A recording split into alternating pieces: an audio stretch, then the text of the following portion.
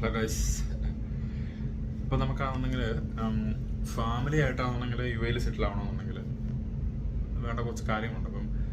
ഇപ്പം എന്നോട് കുറച്ച് ആൾക്കാരാണെന്നെങ്കിൽ ചോദിക്കാറുണ്ടായിരുന്നു. ഇപ്പോൾ ഈ ബെഡ് സ്പേസ് അല്ലെങ്കിൽ റൂം സ്പേസ് പോലെ തന്നെയാണെന്നെങ്കിൽ ഫാമിലിക്ക് നിൽക്കണമെന്നുണ്ടെങ്കിൽ എങ്ങനെയാണ് ഇപ്പം അതിനെപ്പറ്റി കറക്റ്റ് ഡീറ്റെയിൽഡ് അറിയത്തില്ല. ഇപ്പം നമ്മൾ ഒരു 1 BHKയുടെ കാര്യങ്ങൾ നമ്മൾ ചെയ്തപ്പോഴത്തേനാണ് നമുക്ക് മനസ്സിലായത് ഇപ്പോൾ എന്തൊക്കെയാണ് എങ്ങനെയൊക്കെയുള്ള കാര്യങ്ങൾ.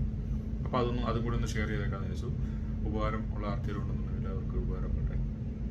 അപ്പം ഷാർജയുടെ കാര്യമാണ് ഞാൻ പറയുന്നത്. ദുബായിലെ കാര്യം നമുക്ക് സെപ്പറേറ്റ് ആയിട്ട് മാറ്റി വെക്കാം. ദുബായിൽ റേറ്റ് കൂടുതലാണ്. അപ്പോൾ ഷാർജയിൽ അൽക്കാസിമ എന്ന് പറയുന്ന സ്ഥലത്ത് അത്യാവശ്യം ദുബായിൽ നിന്ന് വരുന്ന ഇന്റർസിറ്റി ബസ് സ്റ്റോപ്പിനൊക്കെ അടുത്തായിട്ട് വരുന്ന ഒരു ഏരിയയിൽ ഞാനിപ്പോൾ 1 BHK എടുത്തത് ഒരു 30,000 പെർ ഇയറിലാണ്. ഇയർലി 30,000 ആണ് നമുക്ക് റെൻറ്റ് വരുന്നത്.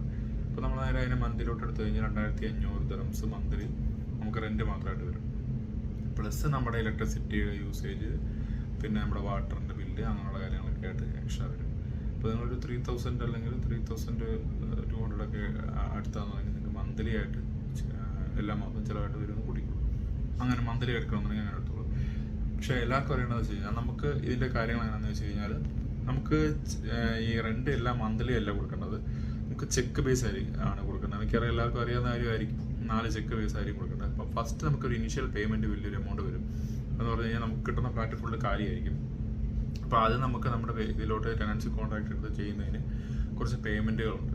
അതാണ് എല്ലാവർക്കും അറിയേണ്ടത്. അപ്പം റെൻ്റ് എത്രയാണോ റെൻറ്റിനെ വെച്ചിട്ടായിരിക്കും ബാക്കി കാര്യങ്ങളൊക്കെ വരുന്നത്. അപ്പം 30,000 റെൻ്റ് ആണെന്നുണ്ടെങ്കിൽ 3 മാസത്തെ 3 മന്ത് വാടക, അഡ്വാൻസ് വാടക ആണെന്നുണ്ടെങ്കിൽ നമ്മൾ ആദ്യം തന്നെ കൊടുക്കണം. 3 മന്ത് വാടക അത് ക്യാഷായിട്ട് തന്നെ കൊടുക്കണം.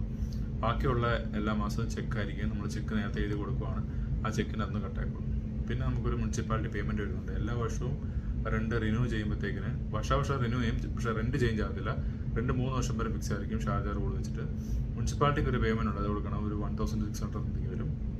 പിന്നെ ഏജൻറ്റിന് കമ്മീഷൻ ഉണ്ട്, ഒരു 1,500 ദിർഹംസ്. അതായത് എത്രയാണോ റെൻറ്റ് അതിൻ്റെ ആണെന്നുണ്ടെങ്കിൽ 5% കമ്മീഷൻ കൊടുക്കും.